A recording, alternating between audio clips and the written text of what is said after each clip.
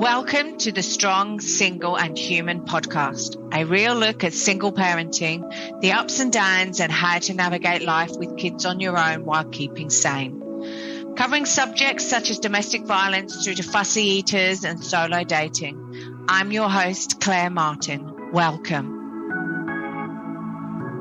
My guest this week is a 33-year-old single mum of two daughters, aged 8 and 9, and who works for a business consultancy firm called Building Beloved Communities, where they focus on offering community-centered solutions supporting small businesses and not-for-profits. She has already had a hell of a journey, with it being 6 years since she has left the cult she was raised in, having to deal with mental health matters due to the fallout of her father's suicide, generational traumas, and overcoming habits and patterns that negatively affected her mental health. Hi, Shannon. Welcome to the podcast. Thank you for coming on board, spending the time with us, and telling us about your journey, which sounds like a hell of a journey with everything that I've just said. Well, thank you so much. I appreciate being here. I'm honored to sit down and talk to you and share my story. So I'm looking forward to it. No, I think the honor is all ours. So look, I'm going to let you tell us your journey. So, I've said in the intro, like, it's been 6 years since you've been left the cult and stuff like that you were raised in. So, like, I don't know, start from the beginning and tell us, like, all right, what on earth has happened? Okay, so my story, yes, about 6.5 years ago, my life had this very epic time that created a before and after moment. So up until that point in 2015, I had been raised in what I now consider to be a cult. So if a religion is controlling what you think and what you're allowed to read and who you're allowed to associate with, that to me is mind control. And that is what I classify as a cult. If you're not able to have free thinking skills and develop your own critical thinking and trust your intuition. And we were always told, do not trust your heart. The heart is sinful. So that was like a huge piece of my journey, was unlearning that and learning to trust myself and my intuition again. But in 2015, I found myself with my ex-husband and with two children, 1 year and 3 years old. And I just remember looking at them and thinking, if I don't leave this situation, this family dynamic is going to be what they understand as normal. Yeah. And I did not want that. I saw that in myself. I saw a very similar dynamic between myself and my ex-husband as I saw between my parents. And it was not healthy. And I didn't want that for them. I wanted something different. So I was a stay-at-home mom. Mm-hmm. Well, no, I was just going to say, with your parents, because my brain's working overtime, had your parents joined this cult, or had they actually been brought up in it the same as you? Yeah, great question. So when I was very young, about 1 or 2 years old, my parents learned about this cult. Okay. And so then they joined. My mom's parents joined. So my grandparents, my aunt and uncle, her brother and sister joined. Oh. So my whole mother's side of the family joined when I was very young, and my father's side of the family did not. So growing up, being that we didn't celebrate any holidays, Christmas, Thanksgiving, 4th of July, we never got to know my father's side of the family, because that's when they all gathered around and created and shared those memories. So I was very close to my mother's side of the family, who were all Jehovah's Witnesses. I'm going to end up saying at some point, so might as well know. But it was one of it's out there now. It's okay. But yeah, so that's okay. Yeah, that's what I had grown up. I started homeschooling when I was 15 to spend more time in the preaching work. I did 50 to 70 hours volunteer work from the time I was 15 through having 2 kids up until I was 26. Wow. And I found myself at a crossroads, and I felt so pulled. I had to leave. So I was a stay-at-home mom, and I ended up leaving. and got my own apartment, borrowed some money from my mother to get, first month's rent and a deposit for oil and deposit for water, whatever I needed to get into that apartment. And then I was on my own. I had to find a job and figure out how I was going to put food on the table. So definitely a lot of pressure. And I didn't know what I was going to do with my life because the Jehovah's Witnesses do not encourage higher education. So I had no college degree. Wow. Well, and when I think about it now, higher education, college, that's going to encourage a lot of critical thinking skills. And they want you to focus on the preaching work. So it makes sense now that I'm out. But at 26, I was very, I just didn't have anything to go back on. So I was searching for waitressing jobs. And a week after I left my ex-husband, my father passed away by suicide. And my father was one of Jehovah's Witnesses. And we were very close at that point in our lives. We talked every day. So I understood, where his mind was at. I know there was a lot of shame. There was a lot of guilt. Him and my mom had divorced. He had remarried another Jehovah's Witness. Things were not going well between them at all. And he just felt like a failure. Shame. And instead of the religion coming beside him and saying, just because this marriage doesn't work out, doesn't make you a failure, it was a lot of pressure to make it work, even though it clearly was not going to. And wow. So that was like just so no huge. support for him at all, really. Wow, no. poor guy.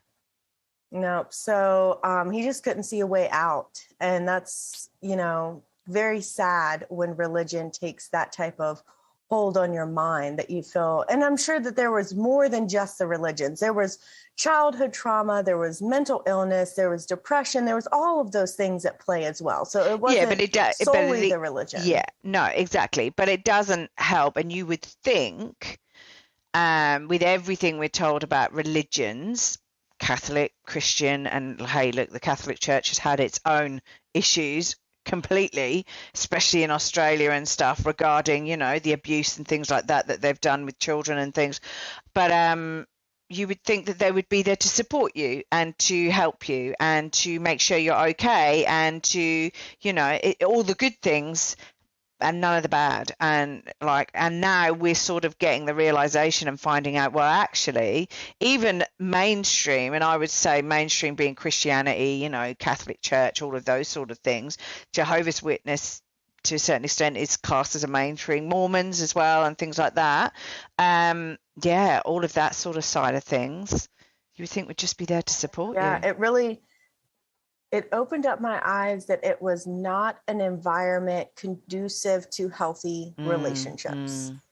Because what mattered more than having a healthy relationship with yourself or with others was abiding by these rules. Like once you're married, you always stay married. And that petrified me. I absolutely did not want to go back to my ex-husband after that because I thought, wow, that could be me. What if I stay in my marriage until I lose all hope of anything else? When you feel like you can't get out of a situation, that can make you feel very hopeless. So I leave my ex-husband, my father dies a week later, and about a month later, I was announced from the platform, from the church, that I was no longer one of Jehovah's Witnesses. So every family member that I did have was no longer allowed to speak with me, phone me, text me, greet me in public. Wow. Every friend I have, all of my community that they had said, don't associate with people outside of the organization. Like you can preach to them, but you don't form deep relationships with them. And I had done that all my life. So they were all that I knew. And now I was out in the world, single mom, 2 young kids, waiting tables, and I didn't know what I was going to do with my life. It was a huge crossroads of where do I go? Like my slate began after, some healing, began to feel very clean. Like I can create what I want, but also overwhelming because there's so many choices. What am I going to do? Where am I going to go from here? Well, yeah. And being on your own as such, That's like, it's down to you then. These two kids are relying on you. So did the girls actually did they visit their father, and Yes. did they visit their father? Yes, Okay, so they still, okay, so it wasn't okay. I'm very fortunate in that regard. He has always been very regular. I mean, considering, life happens and sometimes things get crazy, and we have always worked with each other, but they regularly see him. He has always been supportive. They visit him every other weekend. That's where they are now. Yeah, okay, So cool. yeah, I'm Yeah, very so it's fortunate so in it's that not way. as so the Jehovah's Witnesses basically ostracized you, but not the children as such. They said, well, nobody talked to you, but their father is okay to. Okay, Absolutely. that's And that's fair enough. now he's been disfellowshipped as well, but he still acts like a bot. He doesn't celebrate Christmas. He doesn't celebrate the holidays. He won't bring them to birthday parties, even though I'm like, they don't even, they kicked you out. Why are you still following their rules? But it runs deep. Like the brainwashing runs so deep. Like that took me a long time to rewire my thinking, my belief system. It's kind of like taking everything out of yourself, out of your mind is what I felt like, and just re-examining this, like re-examining everything to see, is this society? Is this religion? Is this what I've been taught? Or is this something that's actually me that I want to hold on to? And that was, Yeah. it's such an experience when you go through something like that, it's like a phoenix. You burn yourself down and you recreate yourself from the things that you want to keep and leave the rest of it behind. Wow, wow. So okay, so then so how did you do that then? Like you're out, the girls are there, they're seeing the dad, and you're waiting tables basically. So then what was the next move? How did you then think, right, how do I rebuild myself? Yeah, great question. So I I didn't know what I wanted to do. I went back to college and was taking a couple of classes. I was translating on the side because I'm fluent in Spanish. And I just Oh, wasn't really sure what I wanted to do. But I would scroll out the receipt paper and start writing on it and writing on it and writing on it. And I was a big reader. And the things I wrote sounded like, what if my job didn't feel like a job? What if I could do something that I was good at? What if I could do something I was passionate about? What if I could make money and not have to pinch pennies all the time? So I just started dreaming. And when I would express these dreams to my coworkers, they would scoff. They would say, okay, yeah, that sounds like quite the life. Good luck. Let me know when you get there. Right. And so I didn't know how, but I had this really firm belief that that's what I was going to do. I was going to follow my passion and I was going to do work that I felt really good about. And I even wrote it on my dry erase board. It's still up. And I wrote, I think it's sometime in March in 2017. I was like, change is coming. And less than a month later, I got I learned about a job in an immigration law firm that needed a bilingual receptionist, so starting position, wow. and went in, interviewed, got the job, and started, I think, like 6 weeks after I wrote that on my dry erase board. So one of the Wow. important things that I want to share with people is know what you want, even if you don't know how to get there, because that was a big step. And that was a scary step. Like I was waiting tables. So every other weekend that my kids went with their dad, I was pulling doubles. And during the week, I got to be home with my kids. And they were getting a little bit older. So they're starting school age. And that 9 to 5 office job time frame seemed terrifying to me. What if I didn't like it? Like that was so Well, and scary. also when they start school, you're also juggling, and I'm in the same position. Like my son is 6, and like he's at school, and I've said this a few times. If there's one thing I'm grateful for COVID being around is the fact that I can work from home. So it's enabled me to have the spare time to be able to do the podcast. It's enabled me to work from home. So the school that my son goes to is like a 3-minute walk from me. So I can take him in to school in the morning, and it's a 3-minute walk home, and I'm in my office. So, I wouldn't have that if I was working in the office, because that's an hour's journey for me. So, I'd be dropping him off. He'd be having breakfast at school, and then I'd be picking him up at 10 hours later or whatever, which is just insane. So I get to spend so much time with him. That, and being the most locked down city in the world, we got a lot of lockdown time with our children as well, which was good and also bad. But yeah, so yeah, no, I agree. It's that juggling that's it was a huge and it was a huge life change, because I was in the opposite position. So I had a 45-minute commute. Wow. So I dropped my kids off, drove 45 minutes, and my job at that time was you show up at 9:00, not 9:01, and you leave at 5:00, not 4:59. It doesn't matter whether your work is done. You'll sit in your chair until it hits 5:00. And then I would drive 45 minutes home. So I'm not getting to see my kids till 5:45, 6:00. You turn around and do it all over again. And so then I started dreaming, I don't want this 9 to 5. Yeah. I loved what I was doing. I loved so it got me started. And less than a year later, I moved from receptionist to paralegal, and another law firm was opening up a practice with a solo attorney and offered me to come on, help open her practice, be her paralegal, be the office manager. So I did that for about a year and a half, and I really enjoyed it because it gave me so much more flexibility. And then I thought, I really want more money. Yeah. And so I happened to get another position where I was managing 3 different law firms, had the same flexible schedule, had a lot more money, really enjoyed what I was doing.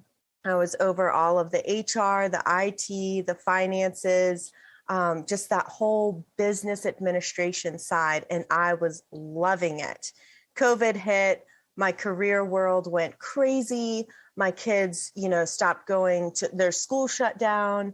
And so I had to once again pivot, and I went to the partners of the firm and I said, look, can't keep doing this. My kids need me more than I am able to put out here. And so they very graciously furloughed me, which meant that I could receive unemployment until I found another position. So I found another position with a nonprofit. And this is everything that I've told you has happened within 4 years. It's crazy. And furloughed, because I'm not sure if we have furloughed over here, or what they would call furloughed. I'm sure they would understand.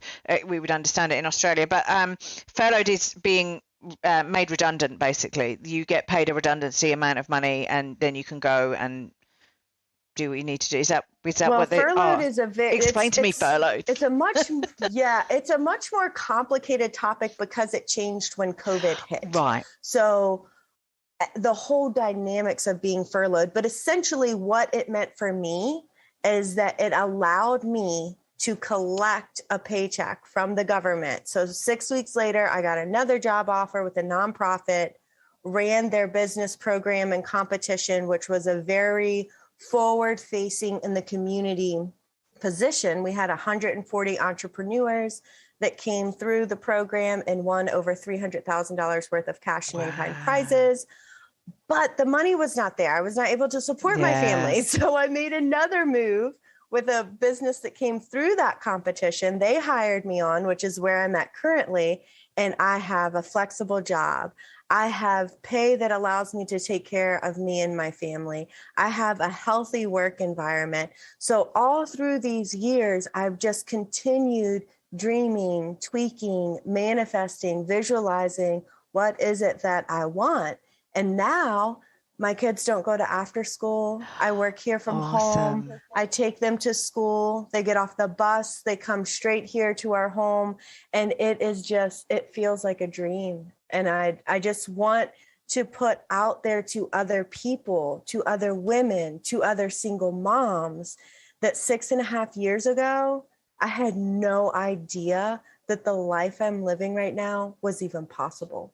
I felt so alone, so hopeless, so desperate, so confused, but I kept pushing through and kept pushing through and kept, trying to find that hope, even when it felt like it wasn't there. Yeah, I agree with you. It is like head down, bum up sort of thing, in the fact that you just go, right, I've just got to keep going. I've just got to keep moving forward, thinking out of the side of the box sometimes, and like sort of saying, how can I do this? How can I get to the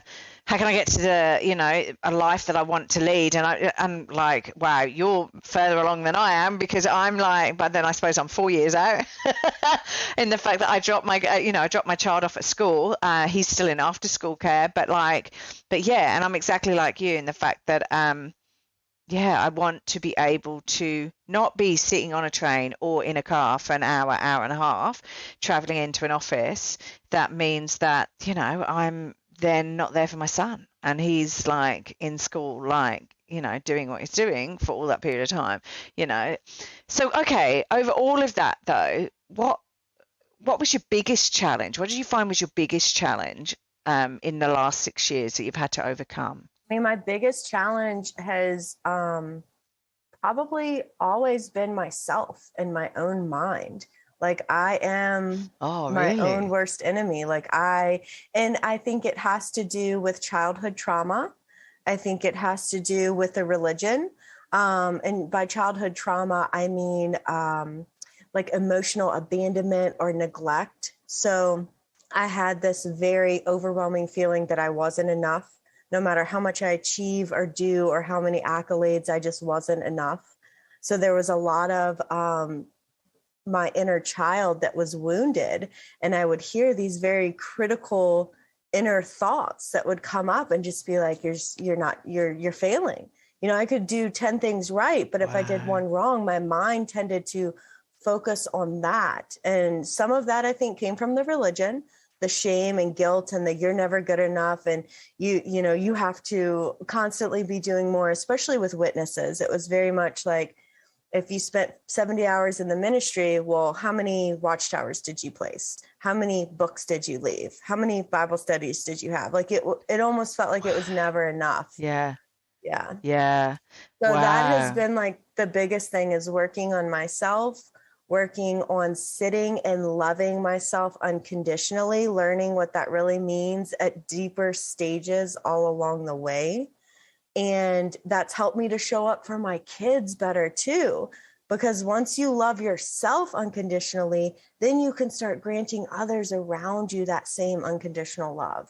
But how have you done that? How do you stop listening to your brain that's saying, hey, you did those things okay, but like this thing here, wow, you're you're a nightmare. Like, I know when I started this podcast. Yeah, exactly. Yeah. Like, I know when I started this podcast, I was like, and I'm still, like, hey, I haven't got 1 million listeners, all right? It's okay though. It's fine.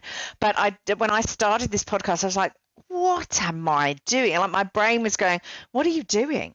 Like, you're 50, you're working, you've got a kid, you've got all of these things going on, and now you're going to add to your workload by having to do interviews, get people to interview, edit, master and post it out there, and all of the things that, if I wasn't doing the podcast, it would be fine. I would have extra spare time or whatever, and then my brain would go, well, who's going to listen? Like, it's you, for crikey's sake. Who's going to listen to you? Like, who wants to listen to you? And so all of those self-doubts were running through my head. And in the end, I was just like, well, I don't care. I'm not listening to you. I'm just going to go ahead and do it anyway. And I'm going to give myself a time frame. So I said, right, I'm going to do this for 2 to 3 years. And then if I'm nowhere, or I've not done anything, or I'm still, I'm over it or whatever, I'll stop. But I've like given myself that time frame, and just said, right, I'm going to do it for that.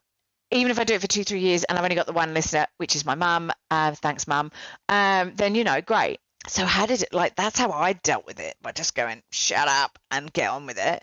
How did you deal with it? Like, what did you do? And that sounds so easy. I wish I had that ability to just say, shut up, I'm going to do it anyways. Wow. Maybe I just made it harder for myself.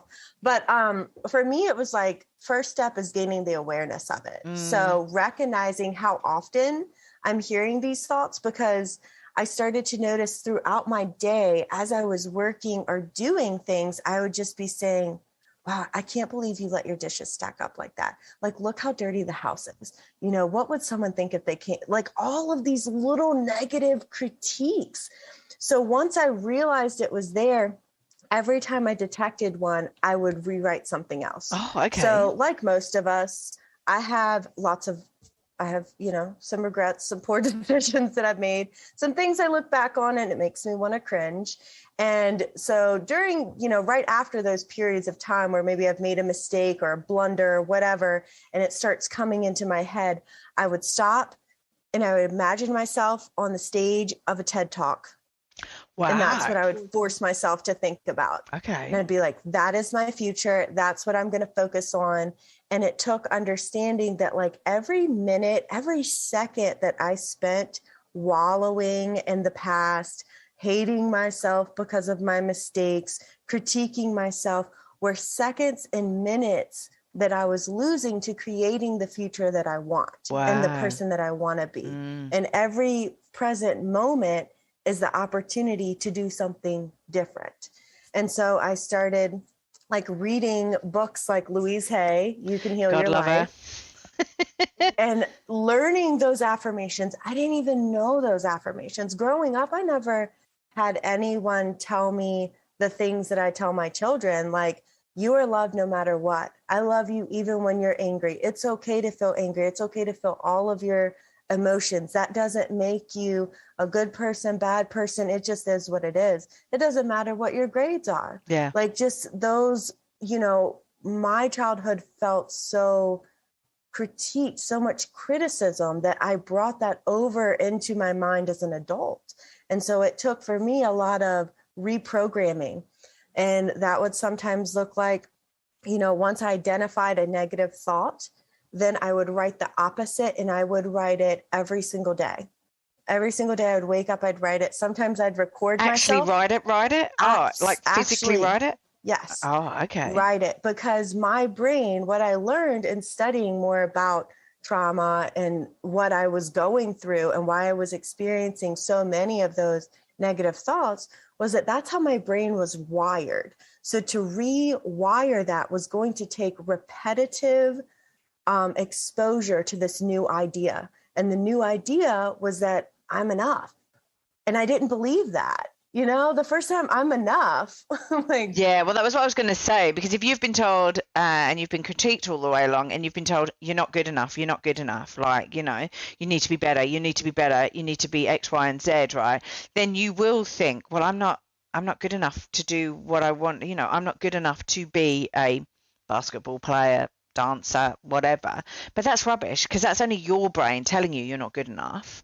Exactly. You need to then change that story and change your state and change the story going forward.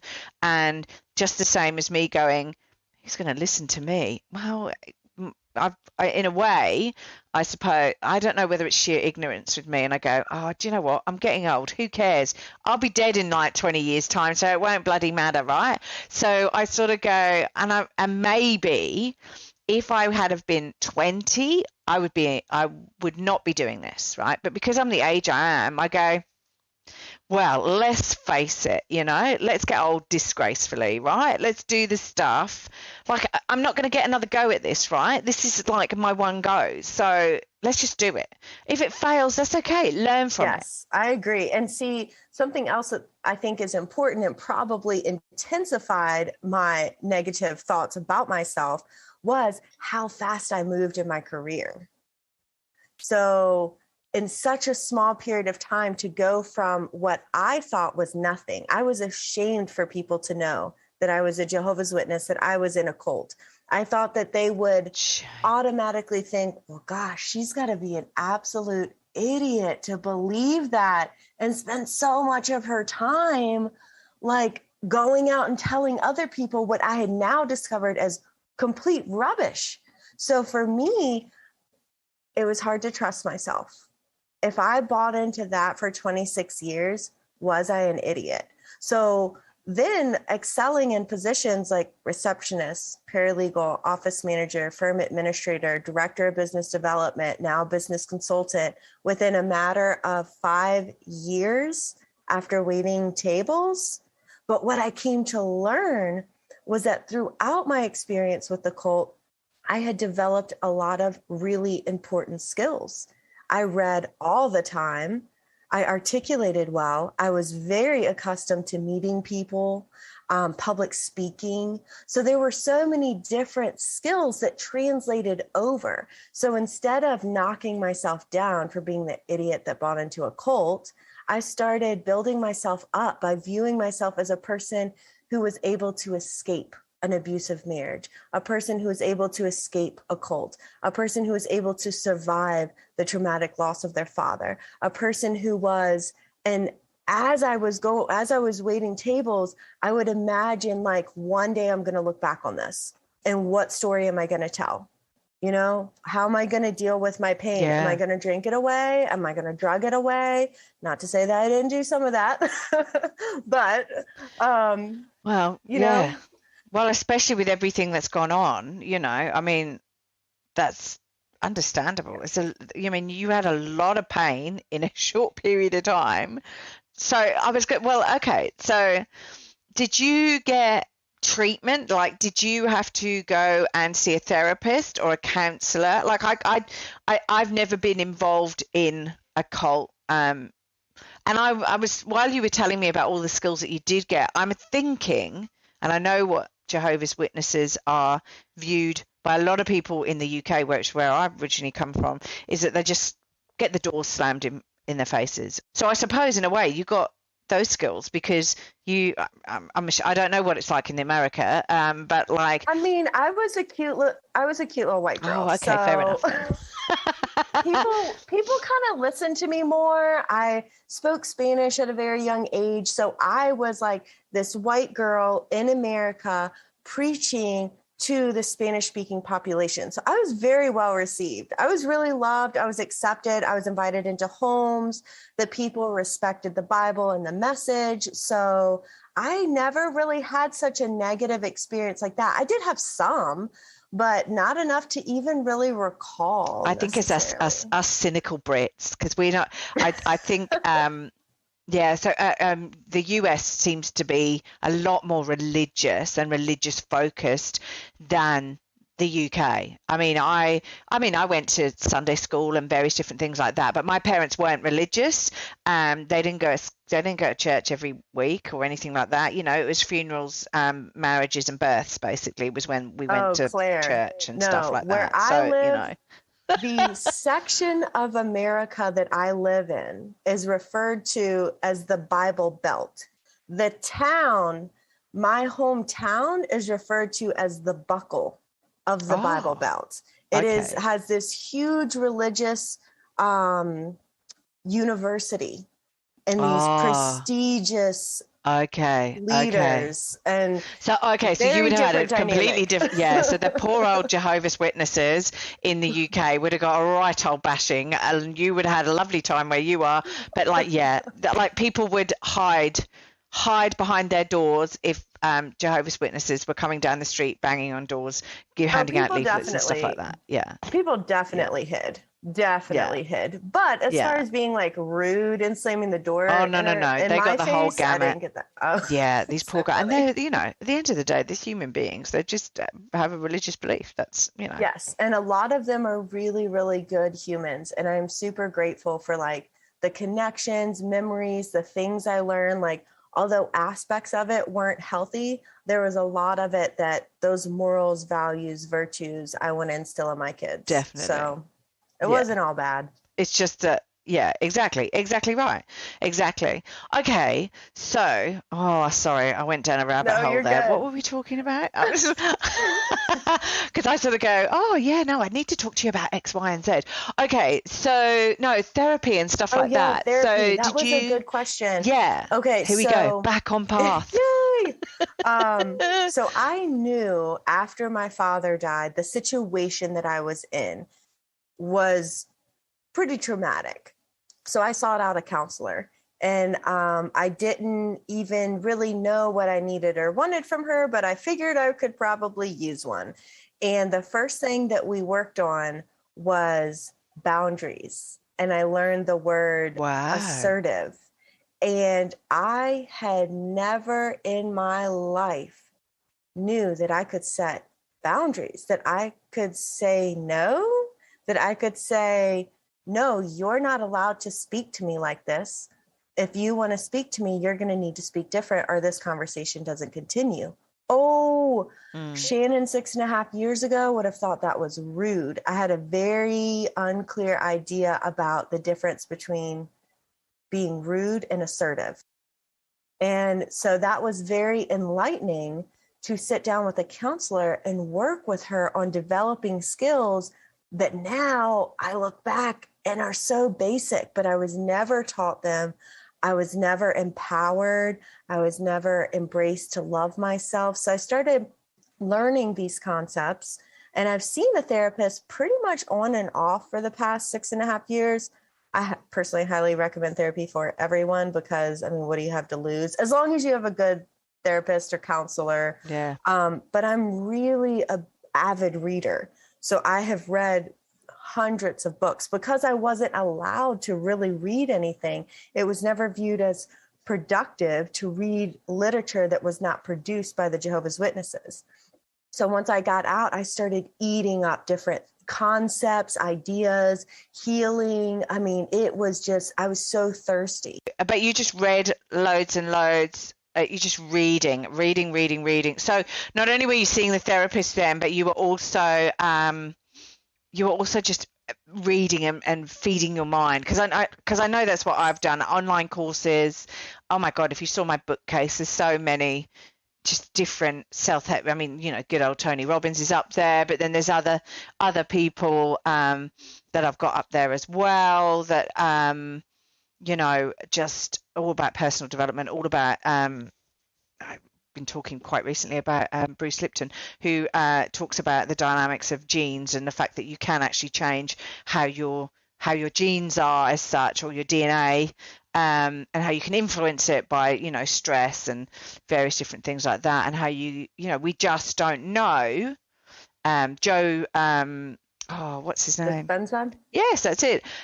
He is somebody I've listened to a lot, Joe Dispenza, because he had a broken back, and basically through meditation and various things like that, healed himself. And we don't know. We only use 25% of our brain. We don't know how our brain influences our body, but something in our body must be influencing the cells that are, our individual cells, the trillions of cells that we've got in our body. Something must be switching them on and switching them off, and doing so, and like 9 times out of 10 I'm thinking it's the brain. The thoughts you think, and the physical manifestations that they have in your body. That's what I started learning about from Louise Hay. Probably back in 2018, I started digging into her work and realizing just the effect that your thoughts have. And now it's something, I had to learn myself, but now I teach to my kids. We talk about being the creator of our realities. We talk about not falling into that victim mentality, because victim mentality was a huge thing for me. I didn't even know those words, but I was a victim in so much of my life. Like I did not control my life. My life controlled me, and I was very unhappy about it. And I didn't even know for so long that there was a different way to be, until I broke free, and I started learning, like, it doesn't have to be like this. And even more recently have I started understanding. I read this book called the TED, it's the empowerment dynamic. And it talks about the victim mentality and how in some situations there's a victim, there is a persecutor, there is a hero. So it's this triangle effect. So if you're walking down a path with your friend and you trip on a rock, The rock is the persecutor. You are the victim. The friend that reaches out to catch you is the hero. So once you start looking at your relationships, your work dynamics, you can tell like what people fall into that mindset. But there is another mindset where there is, instead of being the victim, you are the creator. And instead of having a persecutor, you have a coach. And instead of having a rescuer, I can't remember that one. But anyways, it's a much more powerful and positive dynamic. And so learning that, like I'll give you an example, and I've told you this before when we've chatted, but my kitchen sink broke and water was spewing out everywhere. And so I'm like, holy crap, my kitchen sink broke. Okay, I'm going to fix it. I'm going to fix it. So I go to the store and I buy the part and I come home and I go to fix it. And my pipes are copper and I could not turn them. So I can't remember what the term is. I called my brother, love him to death. He was no help at all. Like, can you come help me? I can't turn this pipe. And he's like, well, it sounds like they're clamped up, or some phrase where they just weren't going to turn. And so for a moment, I was able to be aware of my thoughts and not become my thoughts, but just be aware of them. And my thoughts sounded like, you are all alone. There is no one here. You left that religion that was a whole support group and community. And look at you now. You're in this townhome. You're by yourself. You have no one to call. You have no one to help you. You are alone. And I stood back from that and I thought, that is not true. I am the creator of my reality. And I live in these townhomes and they are all identical. And I am going to text my neighbor and ask, because I could not find how to shut off the water to my home. So I text her and I asked her, how do you shut off the water? She said, downstairs in the closet. I said, thank you so much. So I shut off the water, changed the entire faucet in less than an hour. This was on Halloween. And I felt like the biggest badass ever, because it was something that before I would have sat with those thoughts. I would have cried. I would have thought about how this was, going to prohibit me from cooking dinners for the rest of the week, and how that was going to affect my budget, which was clearly going to affect Thanksgiving and Christmas, and the whole year would be horrible, when none of that needed to happen. Once you switch into that creator mode and your mind is focused on a solution, then your mind finds the solution. But when your mind is focused on the victim mentality, then it stays in that helpless mode. You can't find the answer if it's staring you right in the face. I agree with you. There are some times where I will sit and I will go, how have I let myself get into the situation I'm in? I'm in a country. I have no family here. I'm in a country on my own. I have a 6-year-old son. I am on my own, basically. There is me. That is it. I don't really get any help from my ex-partner, and the various different other things that actually happen and occur in my situation. And I do sit there, and there are days where I will sit and wallow in that and go, why can't my life be different? Like, why can I not have, an ex-partner that supports me? And there's a lot of whys go on, right? But the problem is, right, I'm focused on all of these whys, right? Why is my life as it is, right? And then I have to, and I've done this, this a lot in the last 3 or 4 years. I sit there and go, well, hang on a minute. Whoa. Let's take a step back from all of this, right? It's not about why is my life not like this person's, or why, because I'm not in a domestic violence situation. I don't fear for mine or my son's life, right? I have money coming in. We have a house over our head. So I then change it round and I go, okay, let's not think about all the things I haven't got, right? Let's think about all the things I have got. I have an awesome, passionate, frustrating, lovely, awesome, as you've seen him and you've met him today, gorgeous son, right? I cannot wish for anything more than that, right? And all the other things that go with it. I live in a fantastic part of Australia. The beach is like, 3 k's down the road, right? I have awesome people around me. My neighbors are fantastic. God love them. They're looking after my son at the moment. Everyone around me is really good. My son's school is awesome, just everything. And so instead of actually focusing on what I haven't got, I go, well, hang on a minute, let's focus on what I have got. And then it just changes my whole day, my whole outlook, everything. And you bring in more of that. The more of Yes. what you're focused on, the more of what you're grateful for is the more of what you bring in. Like I remember standing in the shower and being immensely grateful to be surrounded by so many smelly soaps and gels and amazing shampoo. And I know that sounds so silly, but 6.5 years ago, when I was a single mom, we had a bar of soap, we had shampoo, we had conditioner that was the cheapest, and that was it. And now when I look at my life and I see my plants and my books and my air purifier and my cat litter, like all of these things are things that I wasn't granted. And it's so easy to get in that mindset of, man, I wish I had a house cleaner, which I do still wish I had a house cleaner, but exactly. Don't even go there. So it's definitely gratitude is the best medicine for me to very quickly shift my perception back into that creator mentality of if there's something that I want in my life that I don't currently have, that gives me a goal to work towards, that gives me something to manifest, something to bring in, Yeah, no, I do. So, okay, if you could turn the clock back and you could actually look at your 18-year-old self, what would you tell your 18-year-old self? I mean, like, it's a lot further to talk to my 18-year-old self than your 18-year-old self, believe you Which, me. by the way, I cannot believe you are 50. That is insane. Yeah, no, believe you me. The lighting obviously is very good in here because you can see me on video. People just can hear us, that's the thing. But yeah, no, yes, I'm definitely, and I feel it sometimes. Well, for all you listeners, Claire does not look like she is 50. She looks like she's 30. So you've all got to come to Australia then, because obviously life is good here. Takes years off you. So the 18-year-old question, I want to overcomplicate that by saying I wouldn't change a single thing. I wouldn't go back and talk to myself because I'm so grateful for where I'm at.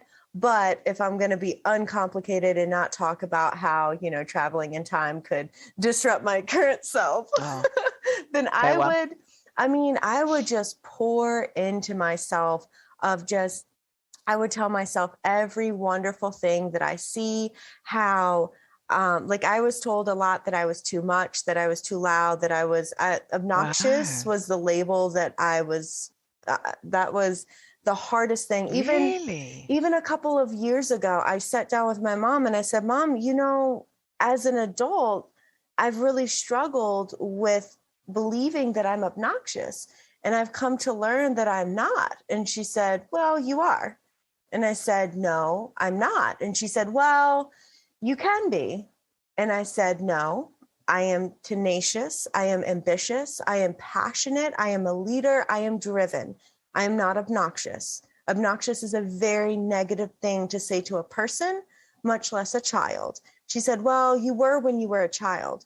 And I was like, then maybe I needed a parent to step up and help me learn different ways of interacting socially. But even then, I was not an obnoxious child. I was tenacious. I was passionate. I was ambitious. So I would go back and I would pour all of those adjectives into myself so that I could start to switch, because I always viewed myself as too much, too loud, obnoxious, belligerent, all of those things. Because if you think about it, me being the free-spirited, outspoken person that I was, in a marriage where I need to shut up and be submissive, and a religion where I need to be quiet and become the square, it just was never me. I had a lot of personality, a lot to share, a lot to learn, a lot of curiosity, a lot of questions. So I would just tell myself how ambitious and driven and passionate and amazing, and how proud I am of myself, and how amazing I can connect with people. Like I would just, all of the positive things that I've come to learn and love about myself, I would want to just tell myself that so that I could maybe start seeing myself in a different light instead of believing all of those things. Yeah. And also I've found and discovered that one person may have that opinion of you and say, oh, you're obnoxious, but that's because of their luggage, their upbringing, their dealing with a situation and circumstance. Somebody else's view of you could be that you're passionate, you're awesome, you're crazy, and all of these things. And that's their view because they see all of those passion, craziness of a person as favorable, as positive, but somebody else sees them as negative because of their luggage, their background, their historical upbringing, or whatever, their environment.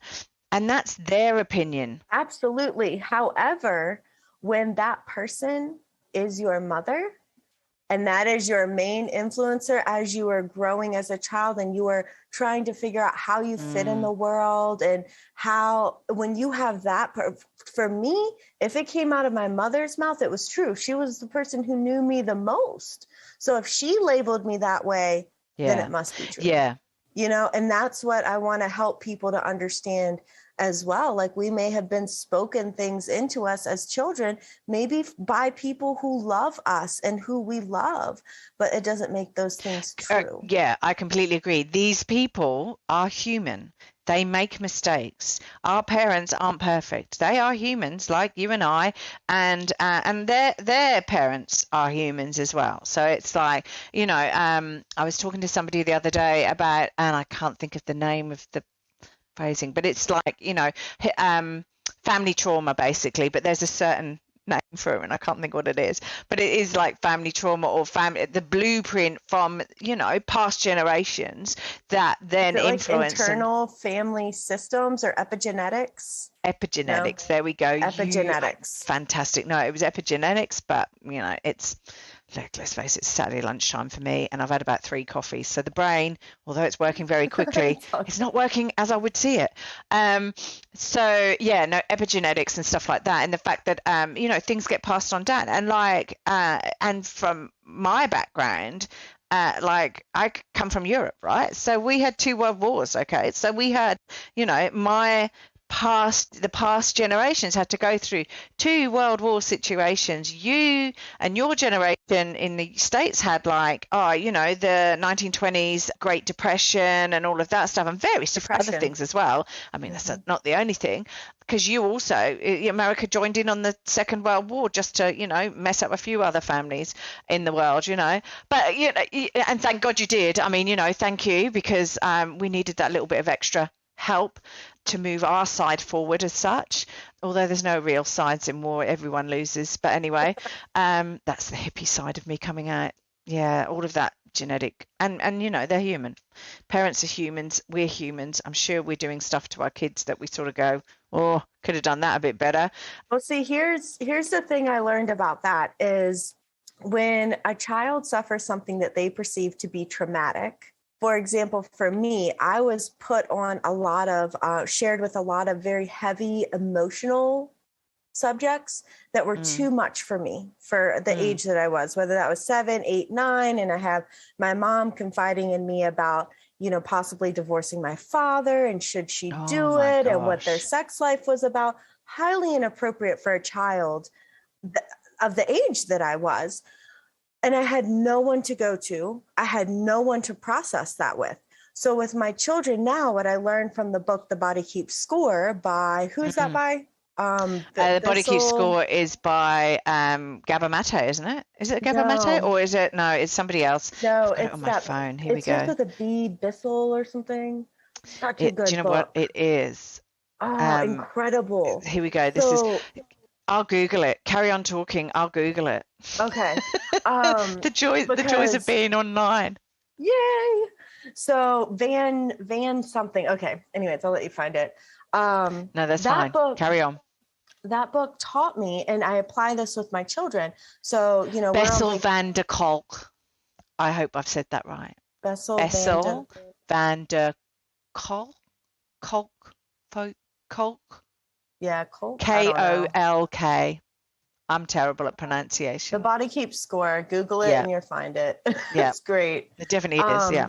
But that book, last week I was vacationing with my kids. They were getting on my nerves. They're arguing nonstop. And I just lose my entire temper, like no emotional regulation. And I'm like, this is all y'all's fault that I'm this mad, and this is so stressful. And why do y'all have to fight this much? And you know what? I might not bring y'all on the next vacation. all of the stuff, right? But what matters is that afterwards we sit down and process those things with our kids.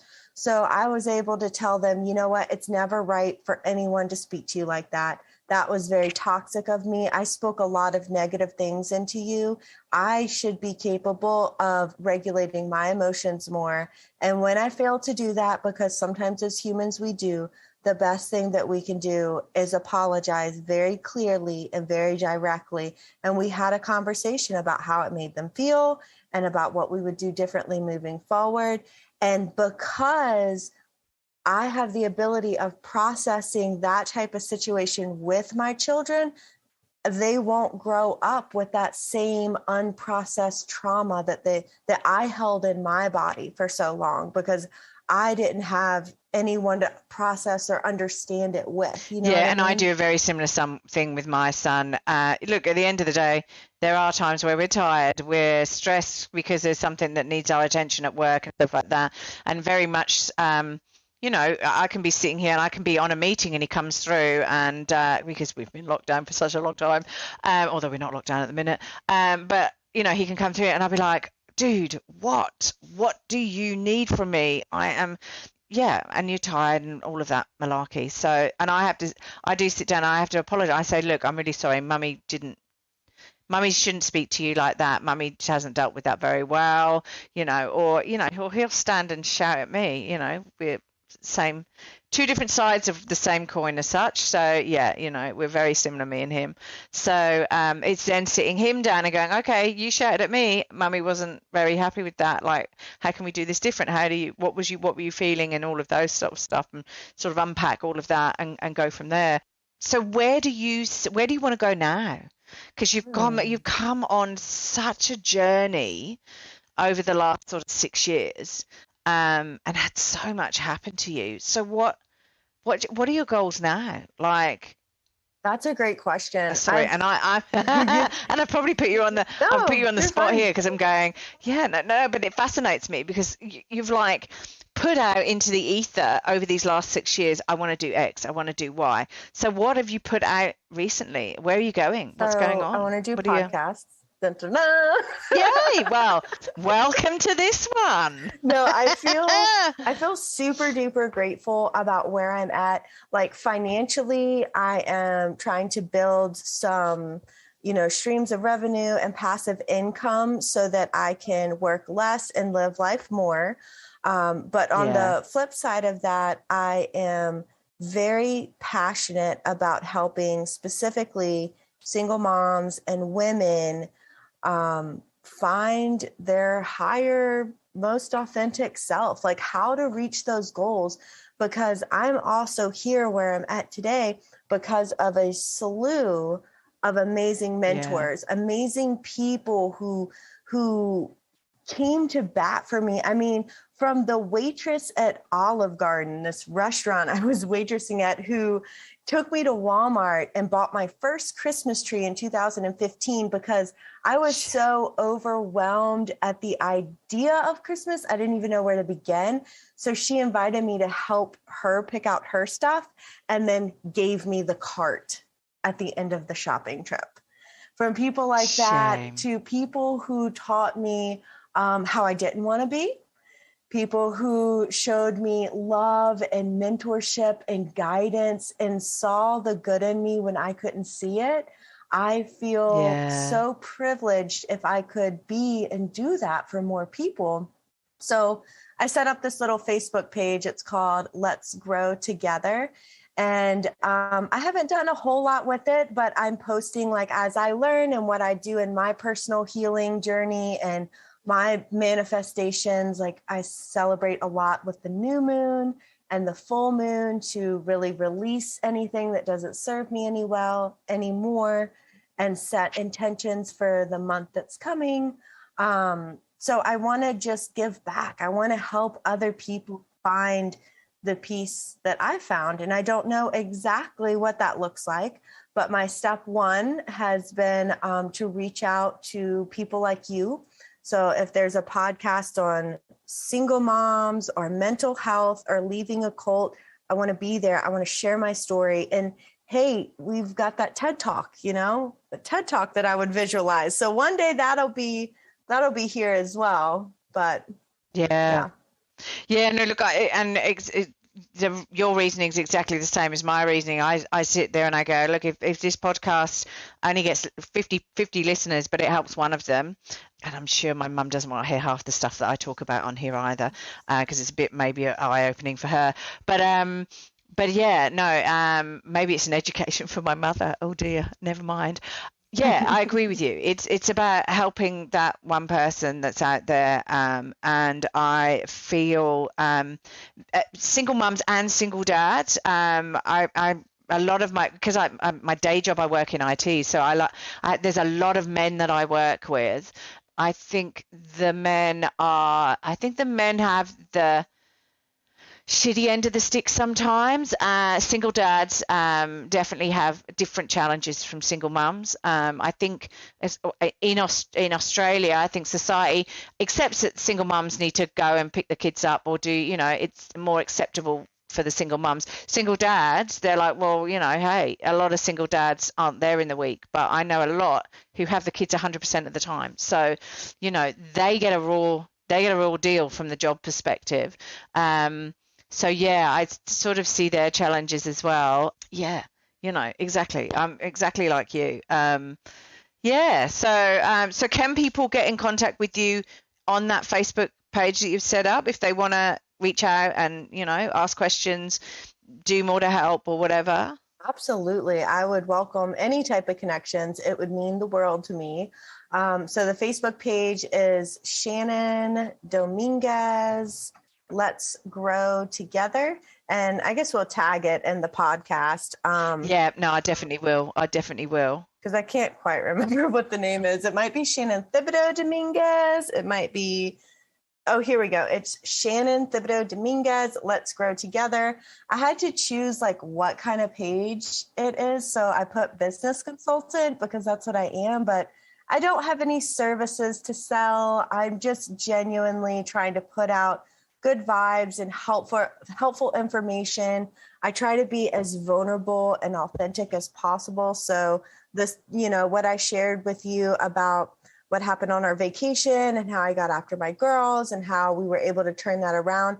I try to put out those real stories. On my personal page, I've always shared pictures of my dirty house because I think that people need to see that we are not always these filtered Instagram ready people. We are messy, we are real, and that is acceptable and worthy. And that is the message that I want to get out.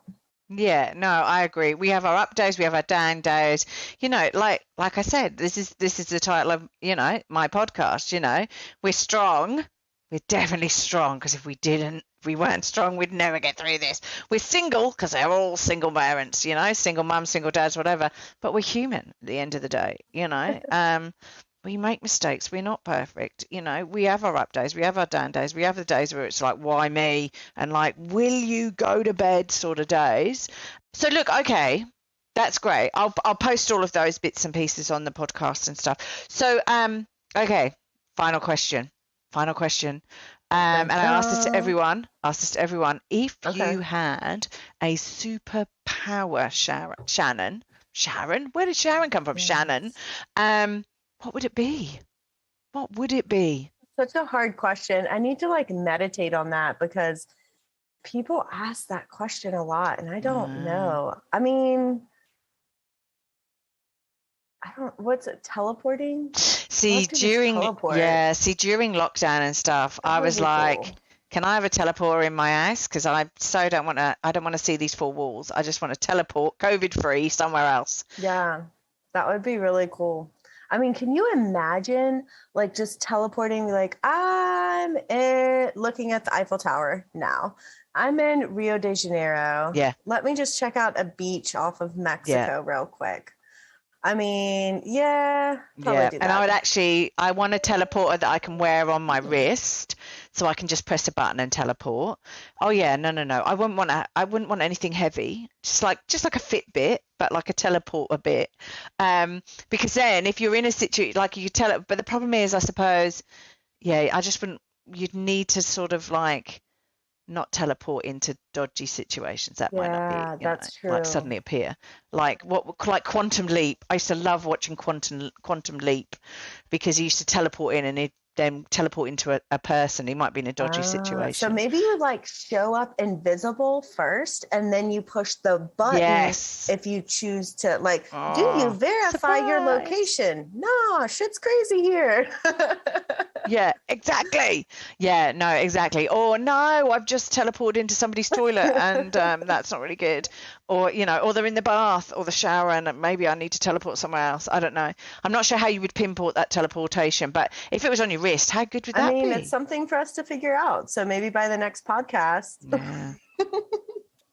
Who knows? Well, I'm not sure by the next podcast, but hey, you never know. With all these pictures on the internet saying these people in these old photos have been, a time travelers, you never know. Maybe in a few years' time. Yeah, we'll keep our minds open. Catch me on a TED Talk. How to teleport. Elon might have, exactly. Elon might have given up on the space run and decided, no, sod it, we'll do time travel instead. There you go. We've discovered a wormhole that goes all over the place. Time traveling and teleporting are two very different things, because you know how I feel about the time travel.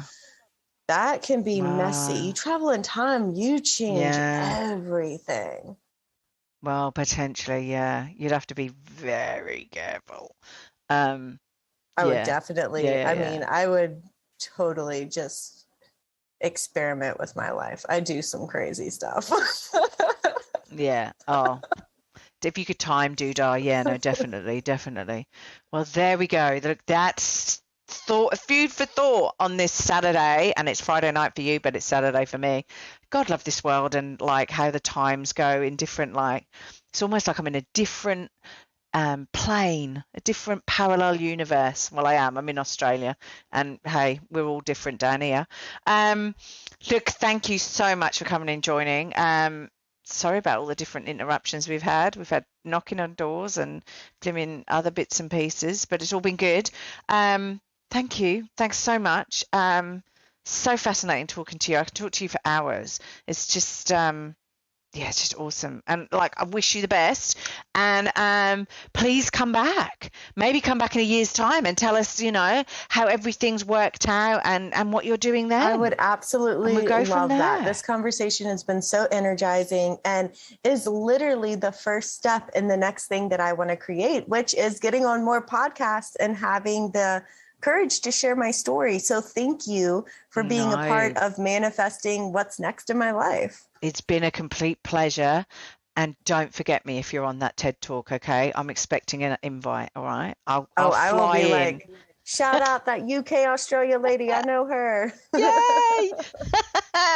So, brilliant. Look, thank you. I'm going to let you get on with the rest of your evening. It's lunchtime here, so I'm going to head out, see if my child needs lunch and whatever. And, and go from there. Thank you so much, honey. Let's speak again soon. That sounds great. Thank you. I really appreciate your time and having me on. No worries. All right. Have a good evening. All right. See you, lady. Have a good lunch. Hey, everyone. Thanks for listening. If you enjoyed this podcast and would like to hear more, please hit subscribe wherever you like to hear podcasts. If you'd like to support us further, share this episode with your friends and family on all the usual social media platforms that you're normally on. And finally, drop us a review on iTunes, as I'd love to hear your thoughts, comments, and ideas. It all helps me to understand and produce awesome content that I know you're going to want to hear, like this. If you want to check out past episodes, write to us, appear on the podcast, or for links, resources, and show notes, go to our website, www.strongsingleandhuman.com. We are also on all the usual social media platforms, Insta, Facey, and Twitter. Have a wonderful week, and I hope to see you back here again soon. Be kind to yourself, and remember, no one's perfect, and we're all just putting one foot in front of the other and doing our best. I'm Claire Martin, and you've been listening to the Strong, Single, and Human podcast.